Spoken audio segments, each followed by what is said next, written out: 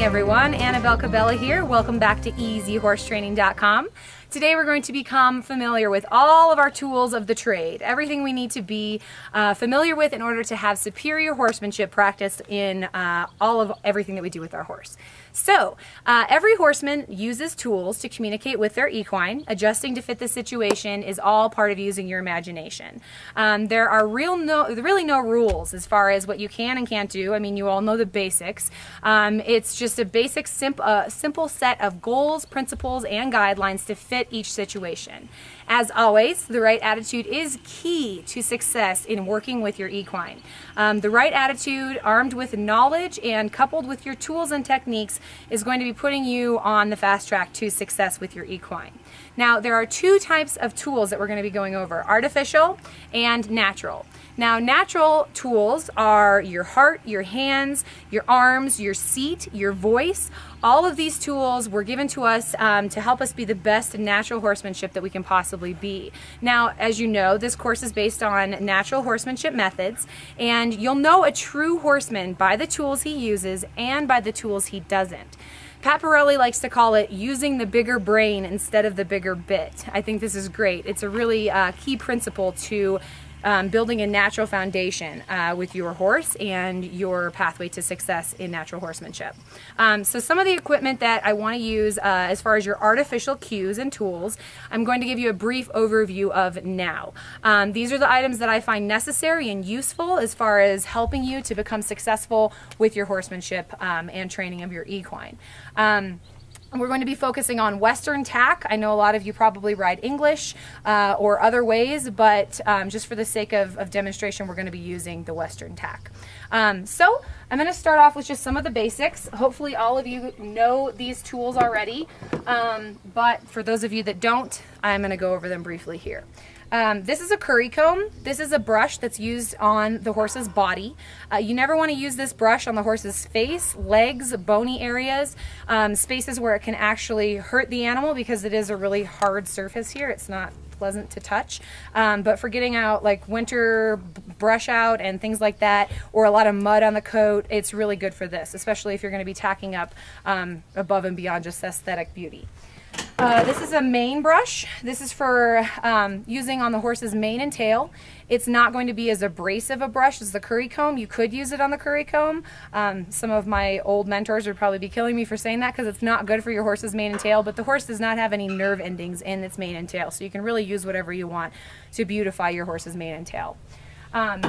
This is called a soft brush. This is for if the horse doesn't have a lot of debris on the skin. You can use this on the horse's coat just first before the curry comb.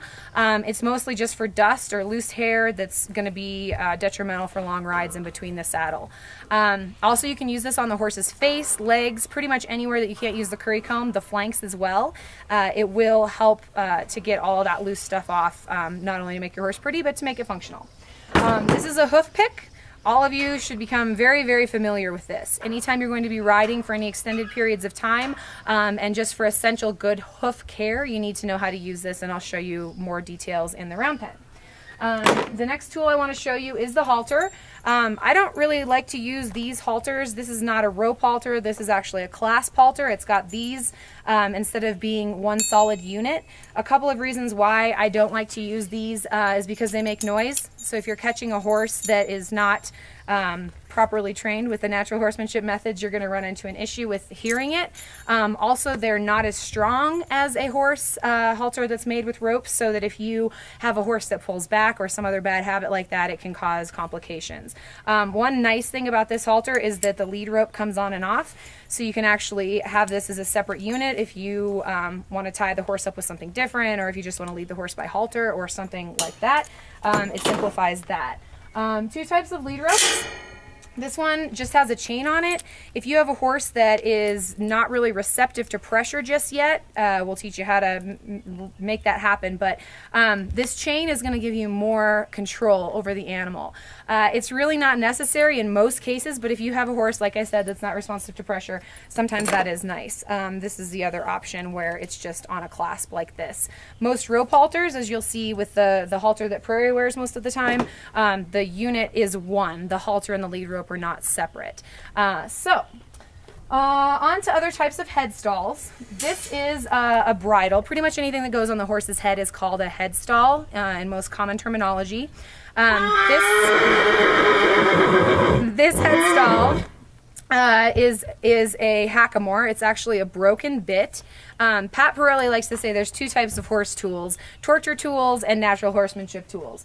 I brought out this bit as an example of something that you never want to use.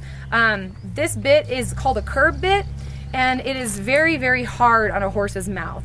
Now, there are very few cases where you'd actually want to use a bit like this. They vary, and really, if you're practicing your horsemanship with a natural methodology, using the communication tools and making sure your horse understands everything you want of it on the ground, you're never going to need a bit like this. So, just for examples purposes, this is a curb bit, and it is one of the non-broken bits that sometimes you will see people use. So again, back to the Hackamore. The Hackamore is just this broken bit here. You can see that it's much easier on the horse's mouth. There are a lot of different kinds of bits, and you really don't need to get into too much of what type of bit you have. It's more how you use the bit. The bit is not a tool that should be used to ever harm or hurt the horse.